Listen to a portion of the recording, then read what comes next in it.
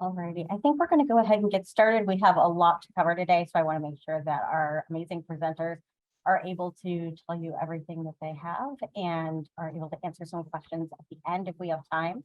For those of you who haven't met me, you've definitely probably received an email from me. My name is Westby. I'm NELA's program manager. I've been with NELA for about 3.5 years. I also live with depression, anxiety, and obsessive compulsive disorder. And I was for a very long time very shy about saying that and talking about that, especially as someone who went to law school and an attorney. And that is why I feel these wellness programs are so important. We have a very high prevalence of mental illness, substance use disorders, and other burnout issues in our community. And I'm so happy to have our panelists here with me today to talk to you about that. Our first panelist you're going to be hearing from is Lita Abella, who's a native of Southern California. She earned her JD at Western State University College of Law in Orange County in 2004 and is a senior program analyst for the State Bar of California. And she conducts outreach and is an MCLE presenter for the Lawyer Assistance Program. Lita has been with the State Bar for about 10 years. She's a fitness instructor and a health and wellness consultant for over 23 years and was nationally certified by the Athletic and Fitness Association of America. Lita served on many boards and committees within many organizations and entities. And for the past 7 years, she's been a library commissioner with the city of Azusa. You're also going to be hearing from Brian Quinn, who's a licensed attorney in Pennsylvania, who currently serves as the education and outreach coordinator for Lawyers Concerned for Lawyers of Pennsylvania, the Lawyers Assistance Program established in 1988. Brian obtained his undergraduate degree in 1970, his law degree in 1973, and a certificate in drug and alcohol counseling in 2012, all from Villanova. Mr. Quinn is a past member of the board of directors of Lawyers Concerned for Lawyers of Pennsylvania and served as a peer volunteer for over 6 years. So without further ado, I am going to go off camera and turn it over to Lita and Brian. And you'll hear this in Lita's presentation as well, but just as a trigger warning for everyone joining us, obviously we're going to be discussing very sensitive issues surrounding, drug use, substance use, mental health, mental illness, and suicide. So please, make sure you take care of yourselves during and after the webinar. And Lita, take it away.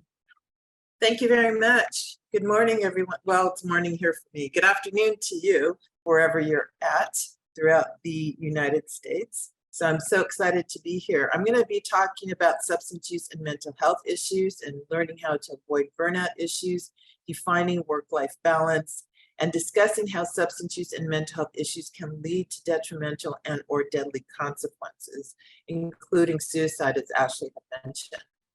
The past 2.5 years, we have been dealing with so much. It's just been one thing after another that's been thrown at us, from the pandemic and COVID to the world being shut down to the protests and the riots and people getting sick.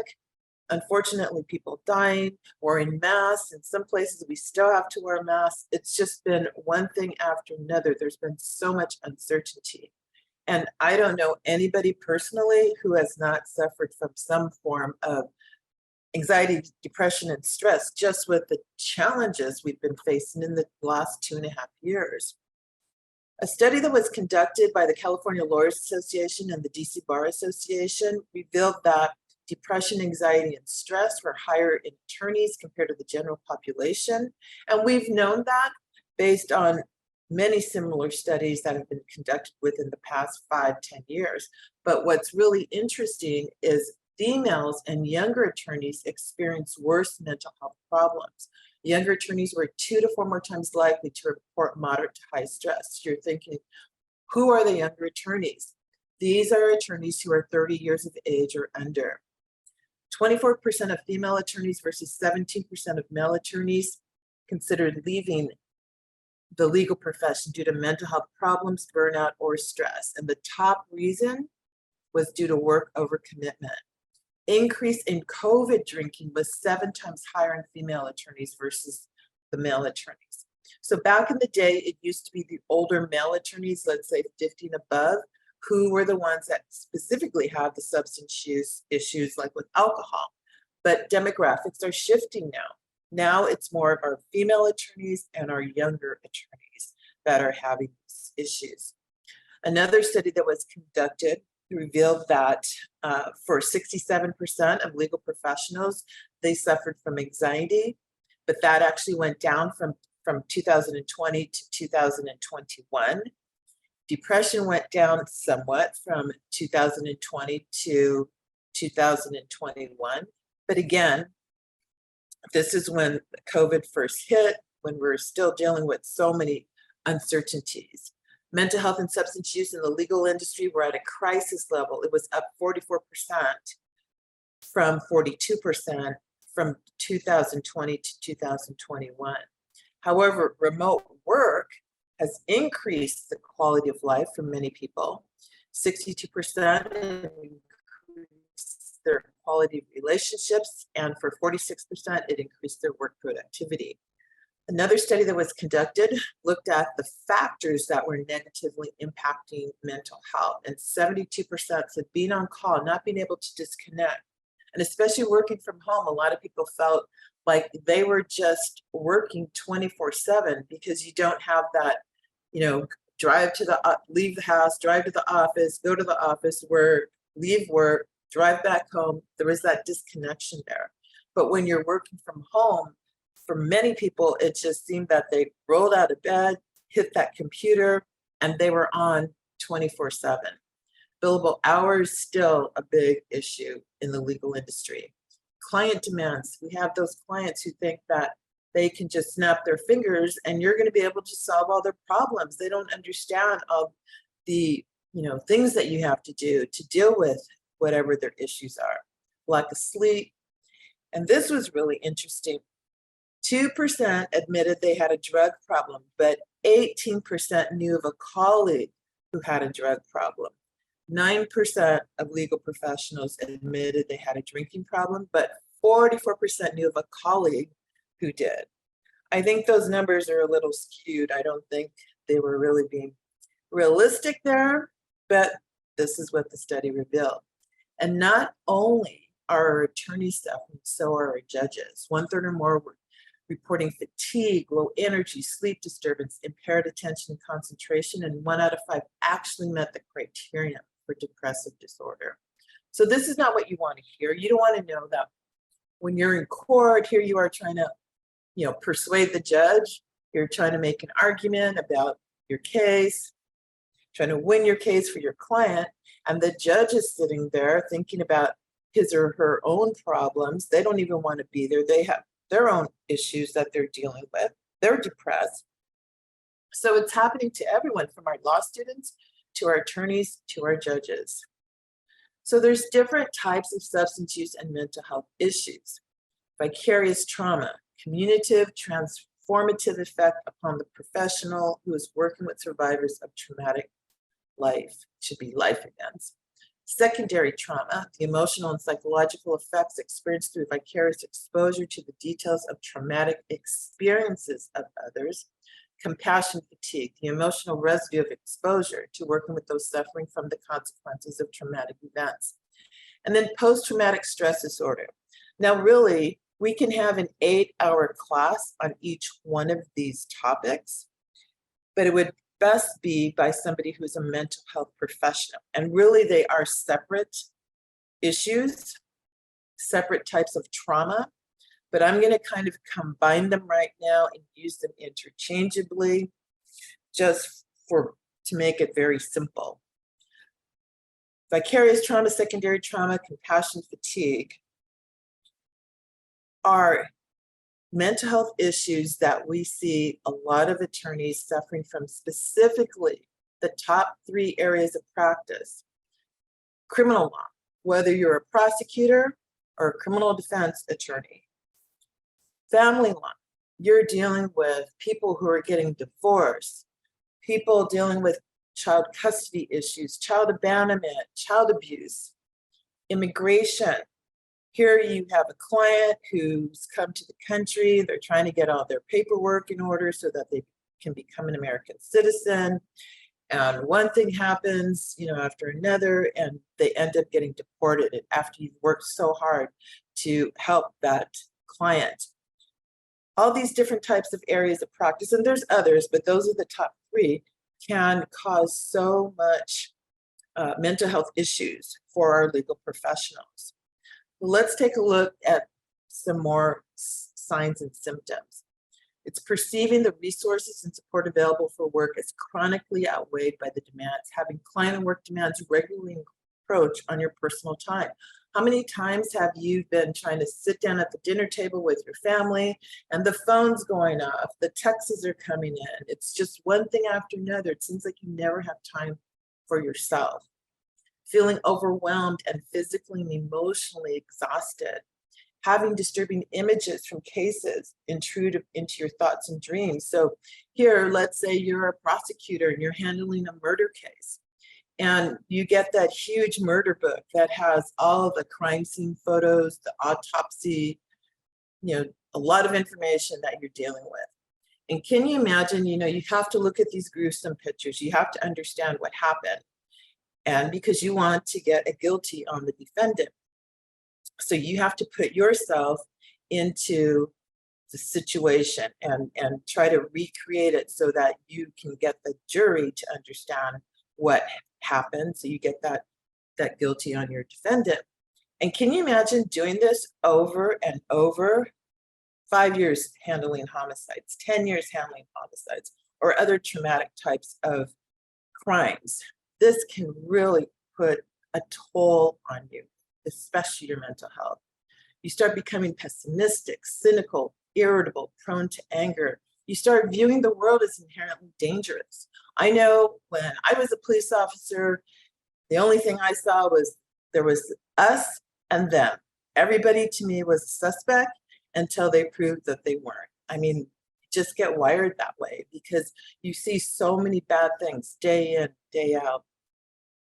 You become emotionally detached and numb in your personal and professional life. You start experiencing problems.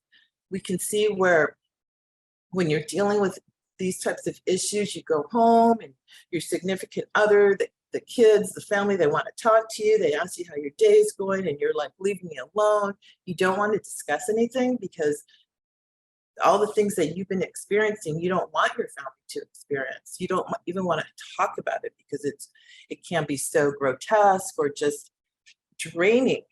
And so your family starts thinking, what's going on? Why isn't my husband or my wife talking to me? Something I've done.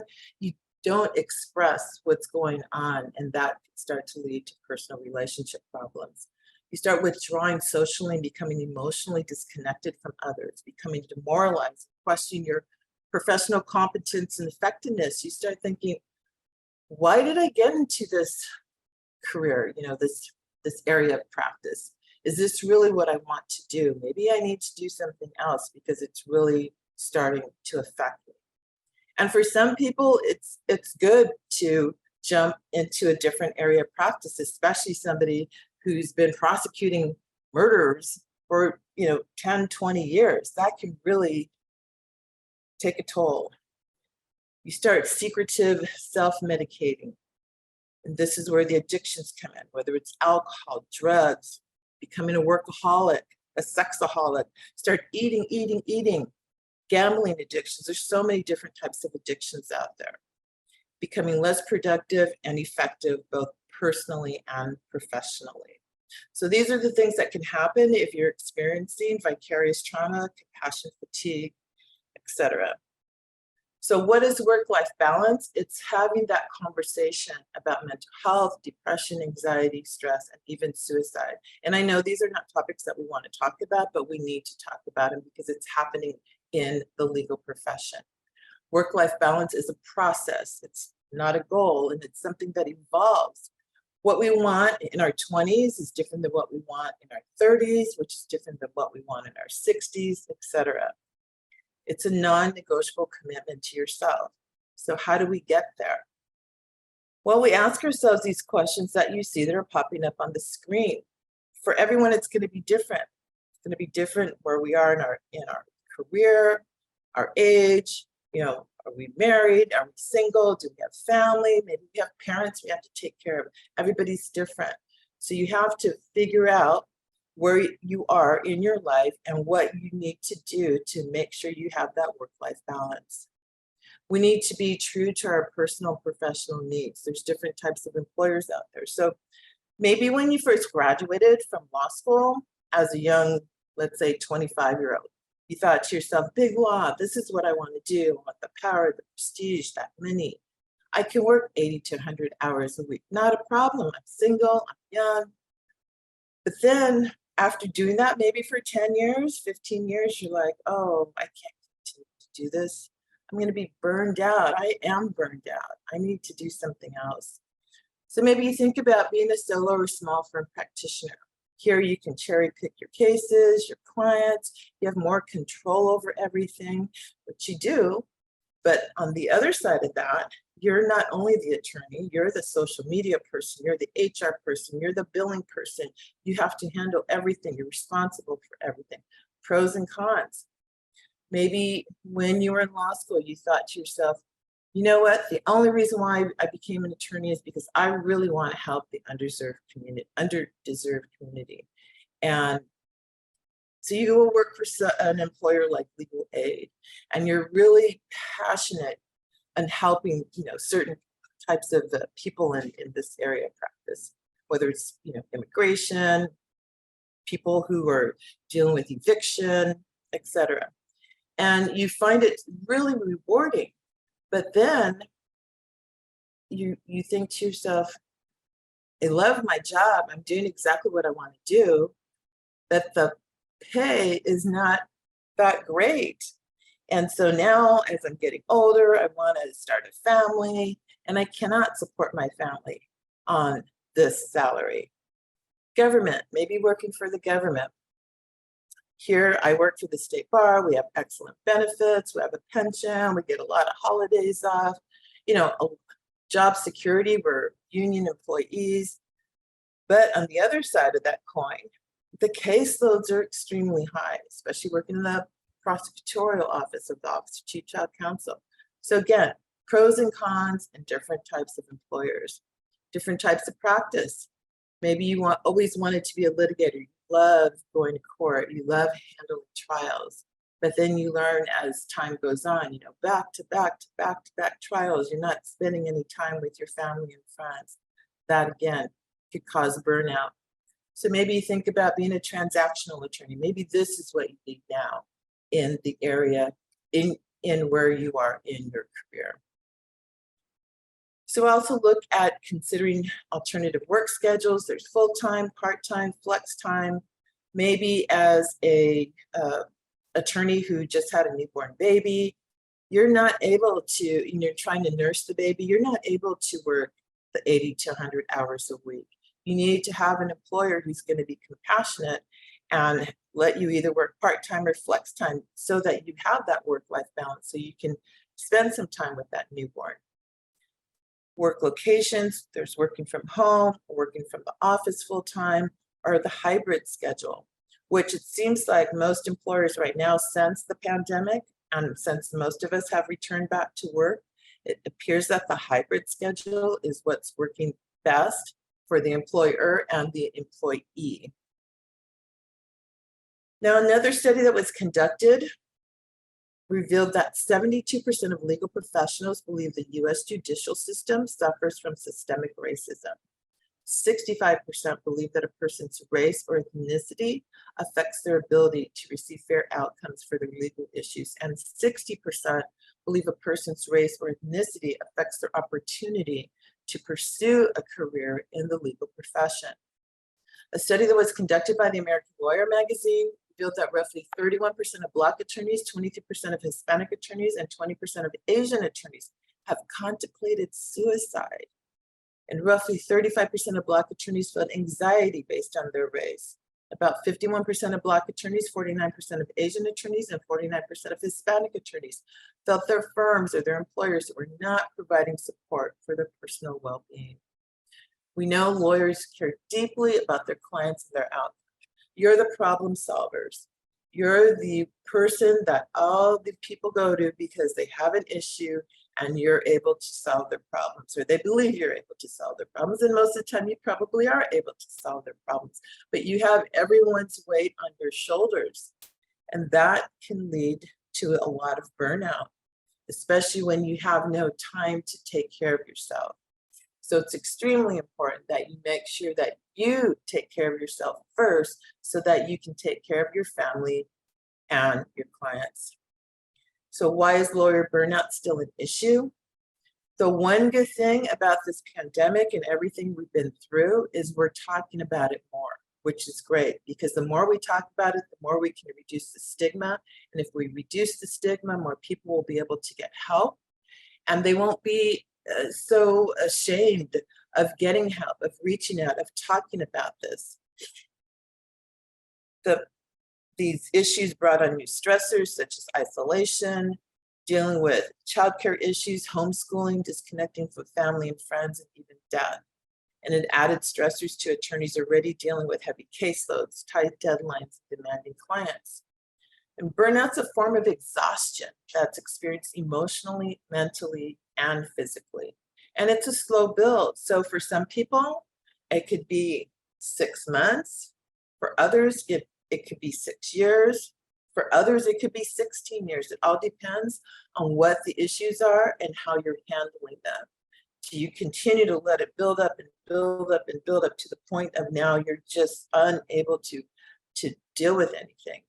Or do you see that my life now is becoming just overwhelming?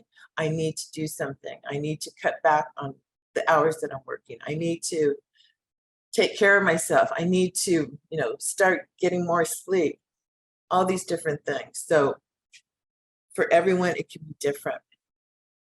Some of the signs of exhaustion: having overwhelming feeling of exhaustion can impact your quality of work, your interaction with others, and even impact your reaction time in response to danger. You start having that loss of interest, feeling detached, becoming disengaged. You start to procrastinate. You used to be the person that was always on top of things. And all of a sudden now it's like, I can't deal with this right now. I'm going to do it tomorrow. I'm going to do it over the weekend. I'll handle it next week. Just keep pushing it away because you don't want to deal with it. Start having those pessimistic thoughts. Canceling plans. You used to be the social butterfly. You love getting together with your friends, family, coworkers, colleagues, and now you just don't want anyone hanging around with you. You don't even want to walk out the house. Start missing those important deadlines. And as an attorney, you know how devastating that can be, missing one deadline for a client. That can just be very devastating on your client's case. So what are the solutions? You need to take time for yourself, get more sleep, take a break, know your limitations and boundaries, and take care of your mind and body. Quiet quitting is a term that we've been hearing a lot within the past couple of months. It's being mentally checked out from work because you want that work-life balance. The rat race of the billable hours often precludes the hard stop of the workday. And over the past 2.5 years, there's been a surge of lawyers in big law, as well as other firms, making an exodus in lieu of a happier career. No more 80 to 100-hour work weeks. They just are like, this is not sustainable. Looking back at the younger lawyers, especially looking back at their parents and how hard they worked, working 24/7, putting in 150% to the employer, and saw how for some, maybe they never got, the older population, they never got to retire because they ended up dying of a heart attack because all they did was work, work, work, work, work. And the younger generation saying, I don't want that for me. I want to have that work-life balance now. I want it in my 20s and 30s. I don't want to wait till I'm 50, 60, 70 years old. No more weekend FaceTime office visits, intentionally choosing to reduce the tension, anxiety, and depression. It's setting those boundaries, seeking a transition into a new role that personally fulfills you, refocusing your energy on what's important. Back in the day, like my era of generation, I'm 63, it used to be that you would work for your employer for 20, 30 years. Nobody bounced around from employer to employer, but that's what it is now. You'll see most people, especially in their 20s and 30s and probably 40s, it's been happening where people just work for an employer maybe 5 years, 10 years at the most, but it's like, no, I need to find that employer that fits my personal needs. Even if it means trading the higher salary or prestige in exchange for personal and professional fulfillment. So practicing law in the pandemic and moving forward, this article talked about making sure that there's diversity, equity, and inclusion in the workplace. And the pandemic exacerbated the already disproportionate childcare burden on women lawyers. So we need to make sure that our working parents are taken care of. The COVID pandemic had a significant effect on just about everyone, whether you're old, whether you're young, didn't matter what your gender was, your race, everyone felt these issues. One of the most prominent effects of the pandemic is merging work life and home life. So we all had to learn, especially when in March of 2020, when the world stopped, how to manage this, how to work from home with everybody using the internet and sharing, the internet, the computer, things that we never had to worry about before. Women and lawyers of color often felt additional stress at work simply because of their gender, race, or ethnicity, and some feel that they have to work twice as hard just to be looked at or given the respect with some of their other coworkers. We need better support for working parents, as I mentioned before. So here are some recommendations for the legal employers. Insist on leadership that's engaged, transparent, and accountable. Make decisions that will have a real impact on diversity, equity, and inclusion. Have frequent, transparent, and empathetic communications. Communications is so important. We have to have that two-way communication with the employer, employee, in order to have a workplace that people want to go to and achieve the goals and objectives for the organization. Create clear written policies about work expectations, reassess the compensation system. That I have no answer to. I don't know how people are going to deal with it, because that's one of the biggest problems that I hear all the time from attorneys is this billable hour system is just not going to work. And it hasn't worked. And, I hear about, there's no way I can handle the amount of billable hours that they want every year. It just keeps getting higher and higher and higher, where I have no work-life balance because all I'm doing is working. The one good thing I have seen, though, with employers, legal employers, is there are more and more that are establishing wellness programs, which is great.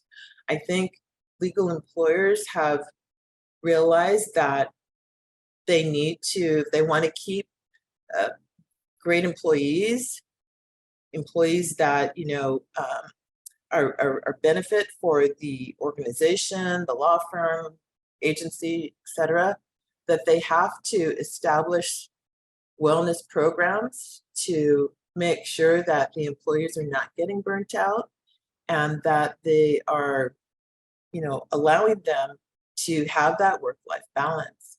More support and resources for working parents, providing technical and administrative support for remote work. And as for the individual lawyers, set realistic expectations for yourself, negotiate those boundaries, know when to ask for support. It's so important to stay in communication and visible with your clients, partners, other lawyers in the firm, and in your legal community. So going to events like this, being active in your different bar associations, et cetera, that you're involved in, getting your education as far as your area of practice, being around your colleagues in the legal community. Be proactive about your career and take care of yourself. Because what could happen if attorneys don't take care of themselves? We see where they suffer with substance use issues such as alcohol. They start abusing prescription drugs. They start using illegal drugs. We see where they can suffer with mental health issues, such as the ones I've been talking about: depression, anxiety, stress, burnout, vicarious trauma, compassion fatigue, post-traumatic stress disorder, and other types of mental health issues. These are all the different mental health issues that can happen in the legal profession. Also, let's say you do start suffering from these issues. Let's say the substance use and you get an arrest for DUI. Now you get arrested, prosecuted, convicted. Now you're sitting in jail. How can you handle your clients, take care of your law firm, take care of your family if you're sitting in jail? Then you got to worry not only about your criminal matter, your administrative matter with the state bar, all the way up to disbarment. And the ultimate is death. And so this is why we're here. We don't want this to happen to our legal professionals. We want people to know that there's resources out there. If it's you or you know of somebody, let them know to get help, ask for help, get support, utilize the resources. Now I'm going to show you a video. This video was by the Texas Lawyer Assistance Program. And it was actually about an hour-long video, and I cut it down to about 5 minutes and 35 seconds. Again, if suicide is something that may be a trigger for you, then go ahead and go get some water and come back in about 5.5 minutes.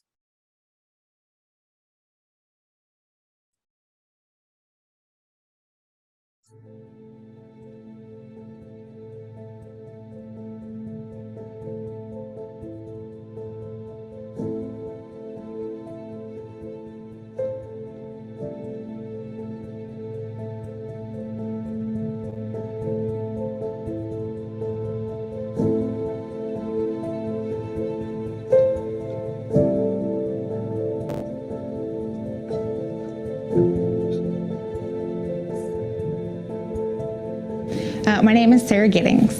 The first time I tried to kill myself, I was 16 years old. My name is Terry Tottenham.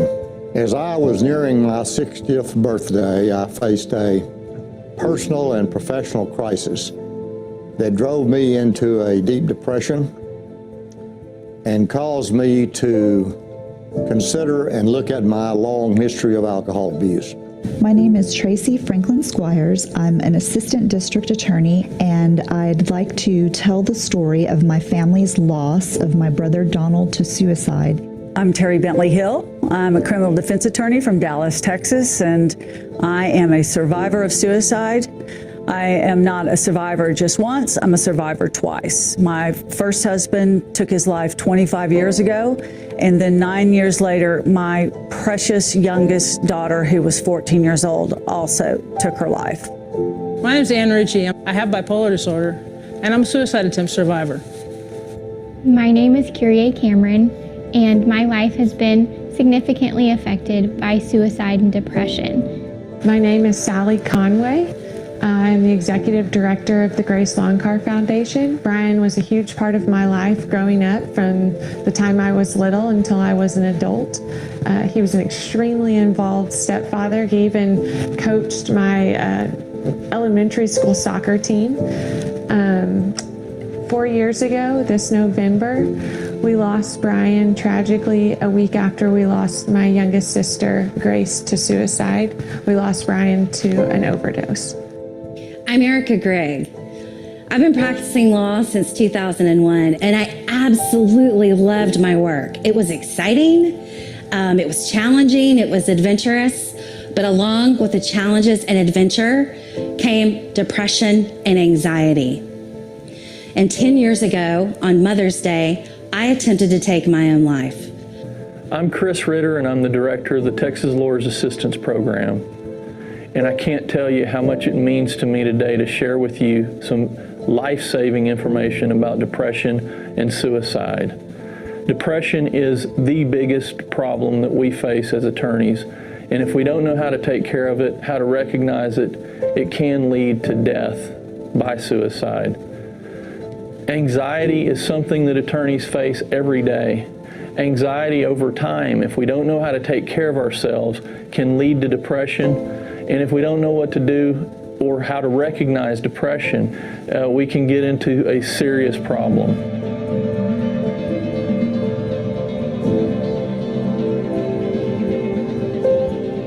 I have a friend who attempted suicide when he was 17 years old. and he jumped off the Golden Gate Bridge, and he survived to tell the story.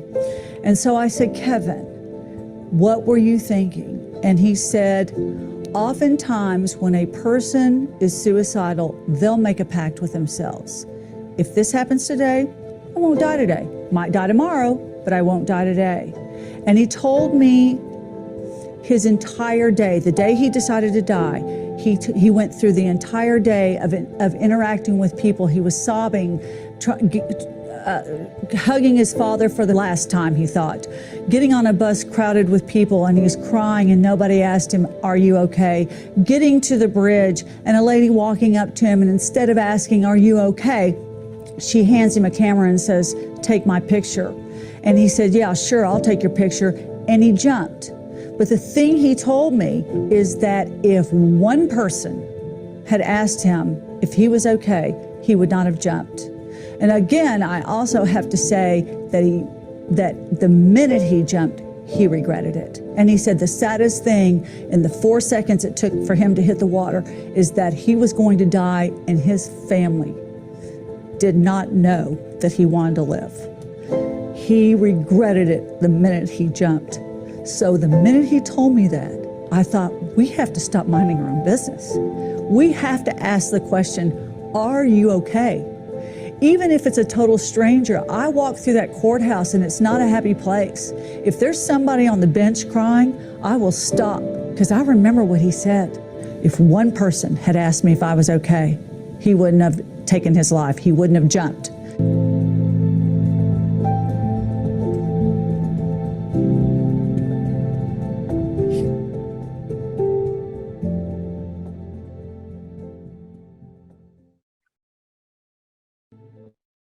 I know this is a hard video to watch. I'm hoping we can have a little bit of dialogue at the end about it. And, you know, if you have any questions, comments, etc., let us know in the chat box or Q&A box, and we will address them at the end. I'm going to hand this off to Brian now. He's going to talk about the more positive things about wellness strategies and the self-care plan, because we can't pour from an empty cup. We need to make sure that we take care of ourselves first. So let me stop sharing my screen. And I'm handing it off to you, Brian. Thank you. Thanks, Lita. I appreciate it. And hello, everybody. It's nice to be back with NELA. I'm Brian Quinn. I'm the Education and Outreach Coordinator for Lawyers Concerned for Lawyers of Pennsylvania, which is Pennsylvania's Lawyers Assistance Program. And I will, now that Lita has given us the nuts and bolts, I suppose, of burnout and compassion fatigue and a lot of other issues, I want to put it in some sort of perspective, not only as it pertains to the legal profession, but more importantly, what we can do about it. You know, some define burnout as a disease of disengagement. It's a chronic process of unplugging and disconnecting from work, from friends, from family, and really from our own health. And the most important part of that definition is the word chronic, because burnout arises slowly. So in some people's opinions, it's to a large extent a mismatch between demands and resources. And I don't mean financial resources. Burnout develops when someone is dealing with a high level of stress, but doesn't have access to adequate resources like social support, helpful advice, feedback from friends, feedback from colleagues, or control over how they spend their time. I have some common warning signs up there, and I want to leave them up there. That's kind of a summary of a lot of the things that Lita told us about. But I'm always reminded when I do these programs of a quote from Benjamin Cardozo. I didn't read this one in law school. It was not one of the in any of the opinions or writings of Cardozo that I ever read. But Cardozo once wrote that happiness may not exist in a successful lawyer's life. Maybe it's the stress that starts in law school when you come to the realization that the qualities that make us a good law student may not necessarily be the same qualities that make us good lawyers. But more importantly, that the qualities that make for a good lawyer may not be the same that make for a happy human being. You know, we live in a culture of disconnection, distraction, and overload that's a perfect breeding ground for burnout. And the law, with its unforgiving culture, its long hours, its billable time system of compensation and productivity, presents an especially acute risk for burnout.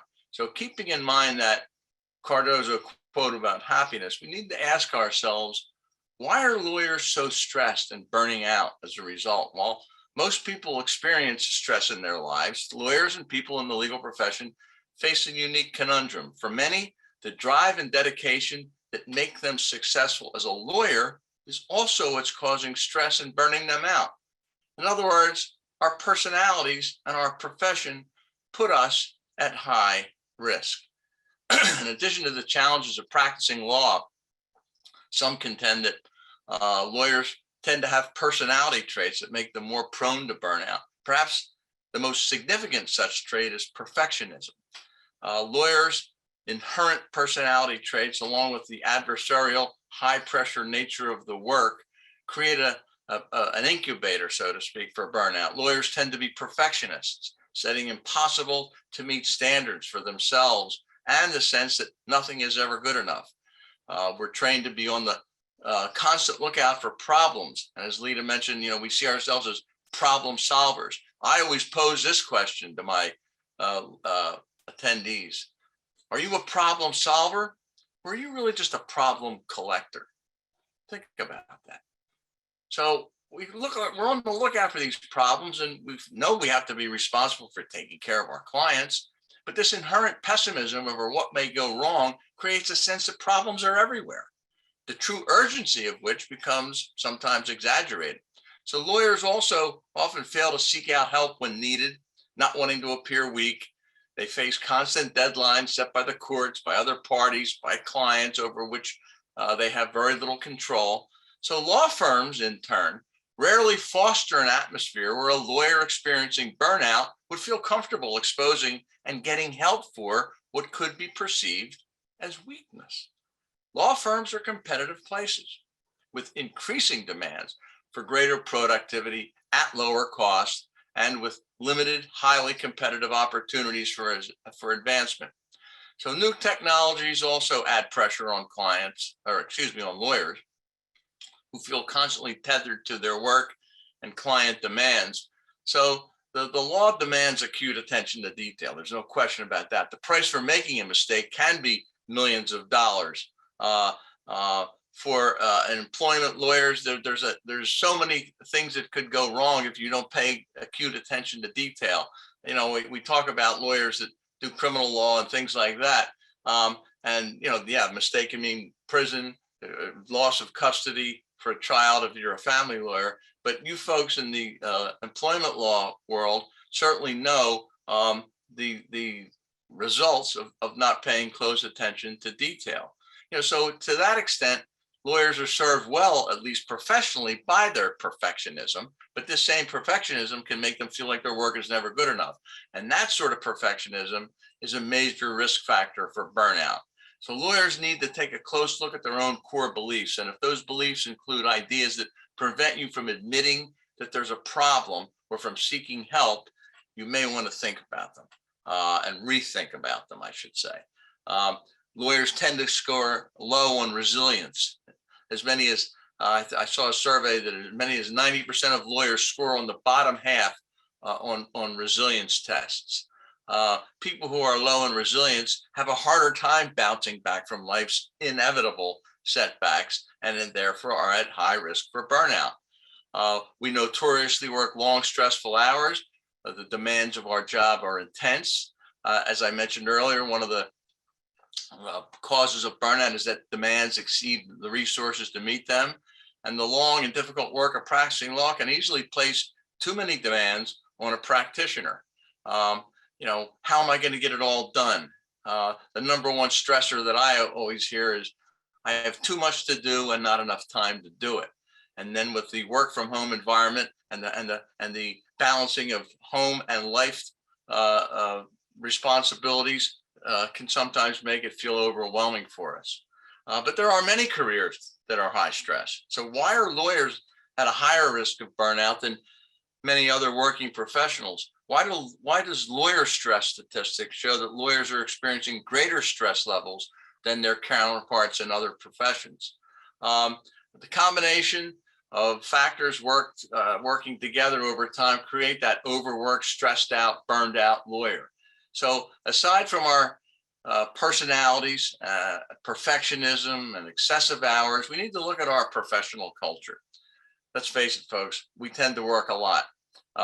A 2018 Legal Trends report surveyed to find out about their working hours, and lawyers, they discovered that 75% of lawyers, I should say, frequently work outside of regular business hours.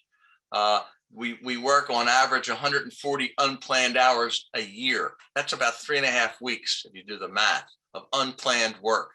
Those statistics alone make it clear why lawyers are burning out. But law firms are competitive environments, as I said, built on a tradition of overwork as a badge of honor. Because the law is rooted in ideas that tend to value overworked lawyers, attitudes of strength and toughing it out, it can be difficult for lawyers to ask for help when they need it. Similarly, when some law firms or companies are hyper-focused on generating profits and billable hours, they may overlook lawyer wellness. By not taking breaks or stress relieving resources and making them readily accessible, lawyer stress can build towards burnout. So I remember I think Lita may have used some of the statistics from the same survey that I read that indicated that more than 35% of survey respondents didn't know whether their firms offered mental health support and benefits.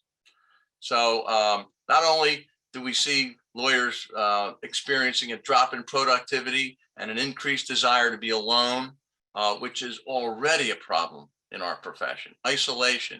And then when you threw the pandemic into it, really, it opened a Pandora's box of unintended consequences, because lawyers don't like to talk about their own problems. Remember, we're problem solvers. That's why I always ask, are you a problem solver or just a problem collector? But we never look in the mirror and talk about that person's problems, do we? So we need to develop high quality relationships where it feels safe to discuss burnout.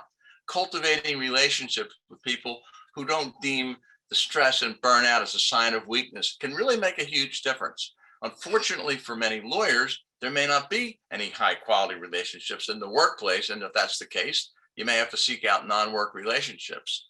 So whether you're a sole practitioner or in a big firm or a super big firm, it's a problem that you have to address, and we have to figure out what we're going to do about it. Why are we at high risk as a profession? We have high expectations, high accountability.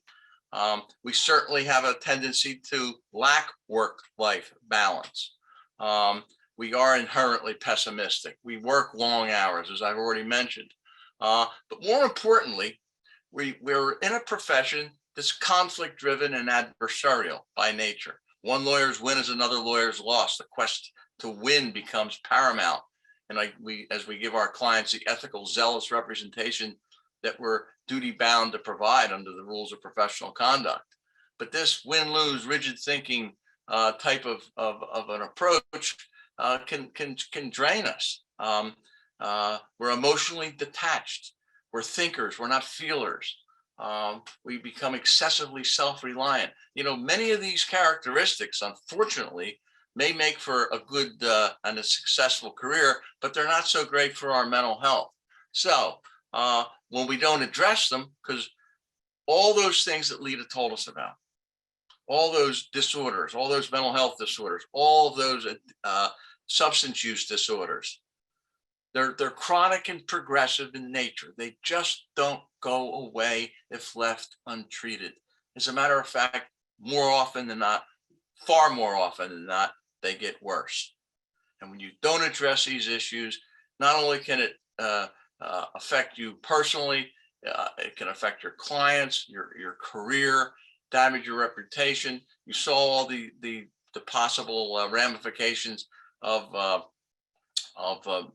disciplinary proceedings, criminal proceedings, if left untreated. And, we start to resort to I suppose, unethical behavior as well. There is definitely a connection between anxiety and burnout and unethical conduct. But that's for another day. So it's really time, I suppose, to talk about what we're going to do. Okay, and first and foremost, we need to set some have some strategies. Okay, let's start with that. And that begins, as far as I'm concerned, with setting realistic goals there for ourselves. And the key word is realistic. Some people seem to think, I don't know where they come up with this idea that lawyers love to be in control, that we're control freaks somehow. Why don't we start by setting realistic goals and focusing on things that we can control instead of focusing on questions with unknowable answers during the pandemic and circumstances that were outside of our control, because that strategy got us nowhere but more anxious, more overwhelmed, more drained, and certainly was not good for our mental health. And obviously, the world struggled with this generational traumatic event called COVID. Okay. But we went into the COVID pandemic with already higher levels of stress, anxiety, depression, substance use disorder, alcoholism than non-lawyers. So we were already up here, and it just pushed us that much higher. So we have to set some realistic goals. And I invite you, as we approach the new year, to whoop it up next year, if you haven't whooped it up this year. And that stands for a wish, an outcome, an obstacle, and a plan. And that's a step-by-step writing activity, okay? Where you begin by identifying a wish or a goal you want to achieve. And next, you mentally imagine one positive outcome of achieving the goal and one obstacle that stands in the way. Now, that reflection sets you up for the final step, which is making a plan for how you can get around that obstacle. A common mistake when setting a goal is to indulge in fantasies about how great our life's going to be after we accomplish it, without considering what's currently holding us back. So mentally contrasting your hoped for outcome with an obstacle that stands in your path is actually energizing. It prepares you to make a plan for when and how you'll take action, because needless to say, a goal without a plan is nothing more than a wish. But resolving to change, however fervently we wish to do so, is no guarantee you'll actually follow through. Why not? Well, one reason is that most goals can't be accomplished all at once and on the spot. What, says the lawyer? What do you mean? I want what I want, and I want it right now. We need to come up with a way to bridge those current intentions with our future actions. And contrary to popular belief, you don't need more willpower. In case you want to put this in terms of a New Year's resolution, you need a strategy. And that begins with priorities. And I love this quote by Stephen Covey, that the key is not to prioritize what's on your schedule, but to schedule your priorities. And that begins with prioritizing your day. I wish I was there in person with you, because I love to ask the question, how many of you are list makers, and see how many people raise their hands. Then I usually ask, how many people do things that aren't on their list, then put them on their list just so they can cross them off. And I know that you're out there, and I know that there are people who at least mentally have raised their hand. But I need you to start to visualize how you would like to spend each day and what would make you the most productive. Start making small, deliberate changes that allow you to uphold your priorities and get them done effectively. So let's prioritize our day. Step back, look at that to-do list if you're a list maker, and even if you're not, you're a mental list, okay? I mentioned perfectionism and the problems that causes in our profession, and how it's pervasive. That's the person who puts 10 things on their list, gets 8 done, and maybe even adds 1 and crosses it off, but looks at the 1 or 2 things that they didn't finish or didn't get to, and looks at the list and says, I failed. I'm a failure. I had a bad day. I had a bad week. Got a lot of things done, but I didn't get them all done. And that's how they measure, and they actually get stressed, and they're almost ashamed that they didn't reach all their goals. So step back. Why don't you try putting 3 or 4 things on your list for starters? Maybe you'll have a realistic, there's that word, chance of getting them done. And when you do that, you might actually see a reduction in your stress level as well. So look at what's critical, what has to be done that day. What are you working to achieve? Create a plan that'll work towards your objective, then schedule your priorities. Okay, then schedule your priorities. And once again, time management, minimizing distractions. You know, one of your priorities should be to include being intentional with your time and your space. If you're still working from home, maybe get a dedicated workspace. I know that they're called laptops, and you can sit in bed and put them in your lap, technically, but to eat, sleep, and work all within a few square feet of each other, you know, isn't healthy. Okay. Sometimes you need to come up with some mental health breaks. You know, if you've left the in-house in the office environment and you're at home, take some mental health breaks. And that doesn't mean going on social media, by the way. You know, I have a whole presentation I do on being shackled to your screen and the impact of social media on all of us, but lawyers as well. I'm talking about maybe some wellness techniques and some transitions between tasks and fit in some of those personal things that you have to get to, but make it a healthy routine by being kind to yourself. Maybe even laugh once in a while. And Milton Berle, the late great comedian, would often say that laughter is like an instant vacation. Wouldn't that be especially welcome at a time like this? Sometimes we have to realize that the culprit is this 24/7 always on culture that emerged from hypercommunication. You know, as digital connectivity is at an all-time high, which helped us all adapt and circumvent and respond to the disruptions waged by the pandemic. Suddenly, though, work meetings can take place at any time of the day without warning. Instantaneous responses have become the expectation and the norm. So, although working times actually may have been on the rise for many full-time employees, stress may compromise our overall productivity. So this bulldozing trend, we'll call it, of hypercommunication wreaks havoc on our personal lives. And eventually, if we're not careful, it'll compromise our productivity, subject us to information overload, constant distraction, and burnout.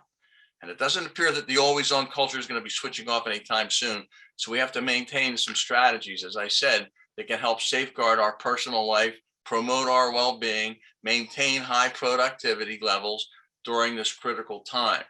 And one of the ways we need to do it is by setting boundaries. You know, young lawyers and even those in mid-career often fail to set healthy boundaries between home and life, and sometimes work and home life, work and home life. If you don't set boundaries, you're going to get those calls, you know, early Sunday morning and routine last-minute requests to work late on any given night. So you need some boundaries so that you have time for balance in your life. And there's a perception, you know, that we have to be available 24/7, be seen as the go-to person and integral to the firm. And ultimately that'll make us a successful lawyer. But frankly, the opposite is true, because the lack of boundaries increases the risk of burning out. So we have to disconnect intentionally. Let airplane mode be your friend, in other words. The onus is on each of us individually to set feasible boundaries and de-stress to achieve work-life balance. My challenge to all of you is don't charge your phone next to your bed. What? How am I going to do that? It's my alarm clock. Some people will often tell me. Well, what's the purpose of that alarm clock? To get you up? Get you going in your day? Put it across the room then. When it goes off, you get up and turn it off and you're out. You're up and out of bed if it's your alarm clock. But if it's really because you want to check texts and emails real quick, last thing at night, first thing in the morning, no, that's not disconnecting. That's not good. So that's the kind of disconnection we need to do, to think about, and setting limits as to how much time we're going to spend on social media. And as I said, I can spend an hour on just that, and all the different stressors that we see every day on social media and on the news. If we use the internet and a device for getting all of our news, we need to take care of ourselves, in other words, and take some time to develop some quick stress busters. And it could be something simple that you just do at your desk by pausing, taking a few deep breaths, imagining your muscles relaxing from head to toe. You've heard of mindfulness. It's a real thing. Focusing on the immediate present, enjoying the moment. Once again, maintaining a sense of humor. And more importantly, one of the stress busters is asking for help, talking it out with someone that you trust. I can tell you one thing that I did, and I was speaking about it before I actually did it, and I wasn't really paying attention to what I was telling others, and that's meditation. And I know I was one of the people who said, I can't do that. I can't keep quiet. I can't, all the mental chatter that goes on in my head, I can't stay focused. I can't. Try it. Use one of these devices, these smartphones, to download a happy app, as we call it, a meditation app. Try it. 10 minutes in the morning, 10 minutes in the evening. I challenge you to spend 4% of your life taking care of you. Is that too much to ask, you think? 4%? It's only an hour. That's what 4% of your life is, 1 hour. I can't spend a full hour. Well, break it up into 5 or 10 minute increments. 5 minutes here, 10 minutes there, 5 minutes here, 10 minutes there. Make it an hour by the end of the day. By the time you get up and the time you put your head back down on that pillow, try to spend an hour taking care of the person in the mirror, the problem solver, so that you don't just become a problem collector. Yes, the tried and true exercise, eating healthy, positive attitude, they all work too. Try some meditation and mindfulness, because it'll work. Service to others. Take care of yourself, but take care of others as well. I love this quote by Muhammad Ali, that service to others is the rent you pay for your room here on earth. You'll find that when you kind of do that for other people, it'll take your mind away from some of these problems that you think are unique to you. Okay, because the power of helping others is proven, as is gratitude. That's only a 1 minute exercise for me. 1 minute. I talked about 4% in an hour. How about 1 minute? But use a pencil, not a device, or a pen and a piece of paper. Journal it. You'd be shocked at how many things you can write down in 60 seconds. Okay. All the things you had to be grateful for. Activate the parasympathetic nervous system. Another thing you don't need a smartphone for. All these things. It's the opposite of the fight or flight system. That's the sympathetic nervous system. It's the rest and digest system, the parasympathetic nervous system. If you activate that, you'll be amazed at how many great results from head to toe, and more importantly, what's between this little space right here, how it'll help you that way. Because we're in a profession that doesn't want to ask for help. And why? We're ashamed. We're embarrassed. The stigma that surrounds mental health issues in our society is disproportionately magnified in the legal profession. Nobody wants to be labeled alcoholic, addict, depressed, bipolar, suffering from some mental illness. Oh my goodness. Maybe I'll tell them that I drink too much. Maybe, but I'm not going to tell them why I drink, because that involves my mental health. I can't talk about that. So we engage in denial. That's what other people have those problems. I didn't get this job that I have by accident. I know all about these things because this is what I did. I could almost say that's my self-portrait there, that in the forefront there, that person with their head in the sand. You know, we rationalize, we minimize. I thought that, nah, I can take care of all these problems without any help. I don't need any help. I've got this under control, but I didn't have it under control. And if you know somebody else that's struggling, struggling with the normal, keyword normal stresses of our profession. You know, we don't have a stress-free profession.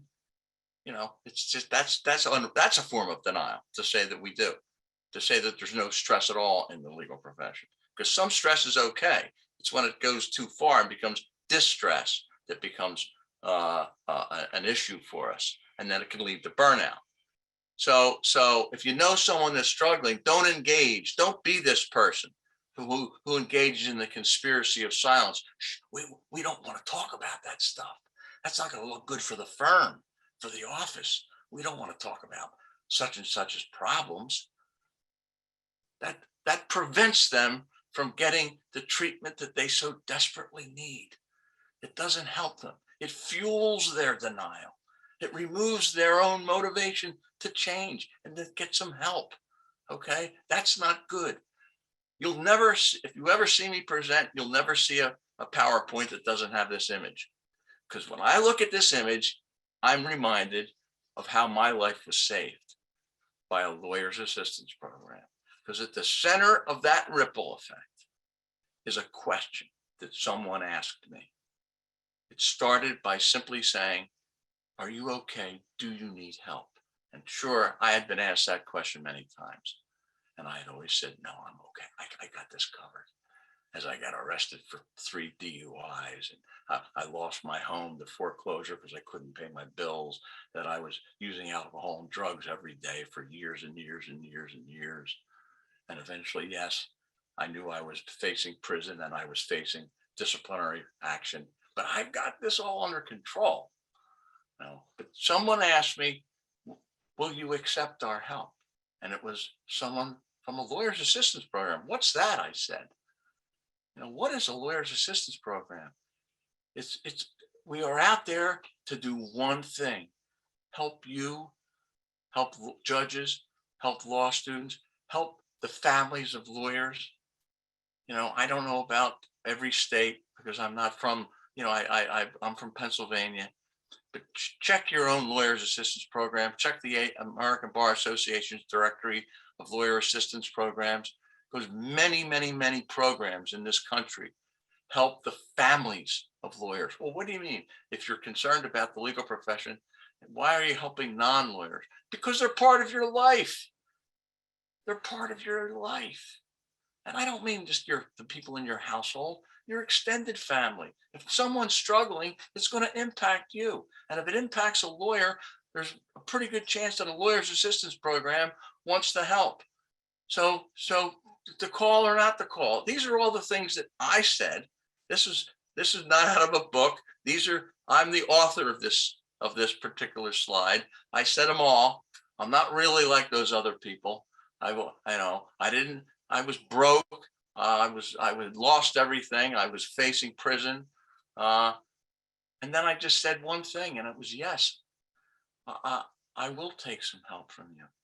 And my whole life changed. The ripple just went out like this. Before I knew it, I found out that it is everyone. It's everyone's business when someone in our profession struggles. These people were strangers to me. I couldn't imagine why they would want to help me, because I didn't think much of myself. I thought these struggles are, you know, I've got to do this on my own, but you don't.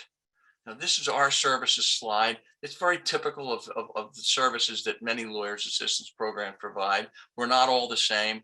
We provide confidential help to people. We help them get the evaluations. We protect your identity. We protect all your information. You can remain anonymous and receive our services. But check the program, check the rules of professional conduct in your state. We're not all the same. So I urge you to check the rules of professional conduct and the specifics of the lawyer's assistance program in your state, because we are not all the same, especially if there's a connection to misconduct and impairment as a result of alcohol, substance use, or mental health issues. You've got to look at that because some states treat the duty to report misconduct differently than others. We here in Pennsylvania, for example, follow Rule 8.3C of the Model Rules of Professional Conduct that does not require disclosure of information otherwise protected by Rule 1.6 or information gained by a lawyer or judge while participating in an approved lawyer's assistance program. This is the Model Rule of Professional Conduct of the ABA. Some states use it, some states don't. Okay. It's essential for many of us in the lawyer's assistance world that we don't, that we have that guidance.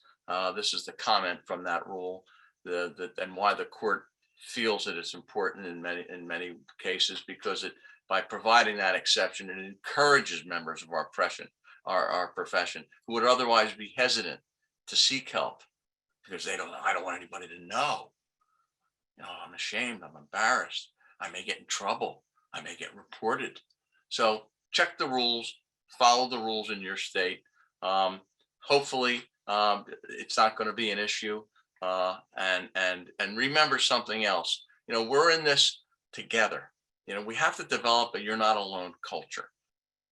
You know, when the ABA did its study on the use of alcohol, drugs, and mental health in our profession in 2015, the author of it was a man named Patrick Krill, a lawyer and a certified drug and alcohol counselor. And when he looked at his results, he said that they were not part of a sustainable professional culture. They were incompatible with one.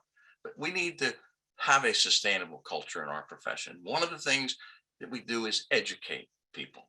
Number one, people like Lita and I who do these presentations for lawyers. But we have to develop a "you're not alone" culture in the profession. Okay, I always end my presentations with my big five: expressing gratitude for what you have, creating 1 hour a day to think and relax, do one thing you love to do every day, set clear and realistic goals, and don't be afraid, folks. Let go of fear. Okay, it has no place. And more importantly, don't wait. Start right now. Start today. Being a healthy lawyer is part of being a good lawyer. Put on your oxygen mask. Listen to what pretend you're on a flight somewhere. And they tell us, in the event of a loss of cabin pressure, oxygen mask will descend. If you're traveling with someone that needs help, they tell us to put our own oxygen masks on first. That's what Lita and I are telling you to do today. Put on your own oxygen mask. Take care of you. How are you going to take care of your clients, your families, your colleagues, if you don't take care of yourself? So that's what we want you to do. You know, we gave up so many things during the pandemic, but resiliency was not one of them. We can all come out of this together better than when it all started. So thanks for letting me be part of this program today.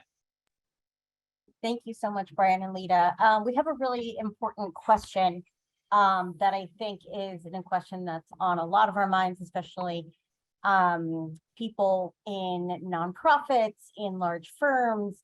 You know, how self-care techniques are so important and so great. By the way, the Headspace app, if they want to be advertisers, I will advertise for them. But meditation, self-care, we all know is important. How do we communicate, and how do our lawyers communicate to their employers, to law firms, to the organizations they work for, the importance of wellness? How do they advocate for wellness programs within their organizations? The ABA has a pledge that they're asking all employers to participate in. So that's one way that the employee can advise the employer, the legal employer, if he or she doesn't know about it, about this ABA wellness pledge, and encourage the employer to participate in this pledge, because it has steps. I don't have it in front of me off the top of my head, but it has steps to ensure that wellness programs are established in the workplace. And so that discussions such as what we're talking about now can happen in the workplace, that they establish programs so that maybe during lunch you can have walks, group walks. Maybe you have a lunch hour where you have a counselor come in and talk about different strategies for people who are dealing with workplace stress. There's a lot of different things that you can do. But I think when I was reading the question, the main thing is we don't have control over an employer. If an employer wants to be a terrible person and work their employees to death, we have no control over that employer. We only have control over ourselves. So it's like, and I just had this situation, I won't tell you who the person was with, but somebody close to me who's an attorney, where the young attorney who was newly licensed was literally being treated like a slave, and was talking about committing suicide. And I said, you just need to get out of there. You can't control what the employer's doing. If they want to give you on your team 900 cases and it's impossible to handle, and you really just got your license, 6 months ago, and they're sending you to court by yourself with no training or anything, you're going to end up getting yourself in trouble. You're going to end up getting a disciplinary action with the state bar, malpractice, etc. Get out of there. And that person did, and that person is now in a law firm that he loves and is treated with respect and dignity, is treated like a human being, has mentorship with other, seasoned attorneys. It's just a world of difference. But the bottom line is we can't control, even the state bar, we can't control employers. Now, if somebody's committing misconduct, that's a different story. But somebody who just wants to treat their employees like crap, we have no control over that, but we do have control over ourselves. Brian? I think, yeah. Oh, sorry, I was just gonna add, I think there's a lot to be said for the fact that even lawyers who are representing workers and employment law firms who are representing workers still sticking to this code of big law firm, billable hour, overworking, rat race. Do you guys see any signs of that kind of, as these wellness programs grow and as you speak to more lawyers and more law firms and organizations, are you seeing a change in that culture at all? Or does it seem like that kind of fight for the top, every 6 minutes you have to be logging what you're doing, you have to be there 80, 90 hours. Is that starting to change? Well, I've seen it, and unfortunately I've seen it go both ways. I have actually been told by some firms that they're, depending on the type of clients that they have, are now requiring them to bill in 0.05, not even 0.10, not even 6 minutes. It's down to 3 minutes. So that just puts more stress on them. But I have also seen, and I can say in larger firms that I've presented to, that are national firms, that are starting to recognize the fact that they're kind of, to use the survival, they're eating their young, so to speak. They are starting to recognize that they have a huge investment in the lawyers that they hire, and to burn them out, to work them to the bone, and to have them being pulled in every direction is just not healthy. And I think that there seems to be some recognition, but it's unfortunately it's pressure that they're facing, economic pressure. I think that the pandemic in that sense was not at a good time in the wellness world, because a lot of firms suffered from some financial losses, and it just put more emphasis on the billable hour. The billable hour itself, nobody wants to go first, even if it's not really first, and change that in terms of making it the measurement of productivity and compensation. But as Lita pointed out, and there's lots of studies, ALM Intelligence and Law.com did one of big law, and only I think 5% of the respondents said that the billable hour had no impact on their mental health, and 35% I think said that it had a major impact, negative impact on their mental health. So it's you know, it's we see progress, but it's not as quick. It's not quick enough for the people in the lawyer assistance world. And unfortunately, people who seek out, I mean, I am not a anti-HR person, but there's a difference between the HR people at a firm and a lawyer's assistance program. And I say to the people that I present to, no offense to the HR, but we do things that HR doesn't do. And one of the things is maintain confidentiality. And nobody, and if you're struggling, we may not be able to, as Lita pointed out, change the way your law firm operates, but we'll help you maybe get some help for how it's impacting you. And maybe you'll have to start to think about making a change, and that's not always easy to do, and we understand that. But you know, we in our world can only show the people the statistics and say, this is what you're doing to the people in our profession. You know, why? Is this what you really want to do? And that's why I so often share my own story of someone that it's a real life product of impairment.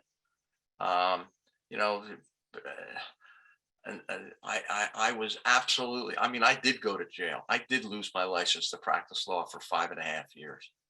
It's not hypothetical or theoretical, as a result of mental health and substance misuse and alcoholism. All these things rolled up into one that I suffered from. And I didn't want to ask for help because I didn't want I didn't want to lose my practice. I didn't want to lose clients. I didn't want to suffer the financial consequences, but I suffered them anyway because I couldn't produce when I was under the influence. So and you know, I suffered the consequences. Thankfully, my life got turned around with a lot of help, and I got reinstated 5 or 6 years. I guess it's been 2015, 7 years ago. I got reinstated, but I lost it from 2010 to 2015. We only have a few minutes left, and there was one question asking about why can't the State Bar do something? Let me see if I can find the question. Why isn't it something that the State Bar should take steps against that firms that are abusing their lawyers? So I can't speak for other state bars. I can only speak for the State Bar of California. And little disclaimer, you know, these are my personal answers to your question. It's not an official State Bar answer. I did work in the Office of Chief Town Counsel. So the State Bar is our State Bar is a regulatory agency that licenses attorneys.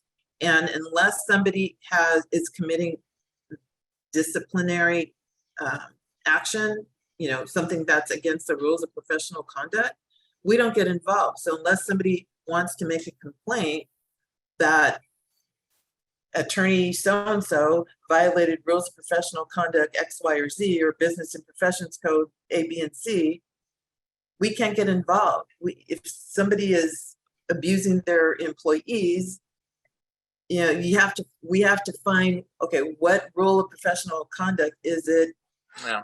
Is that firm violating? And if not, that's not something that the State Bar gets involved in. You know, that's something that is out of our hands. And I know that's not an answer you want to hear, but I'm just trying to be honest.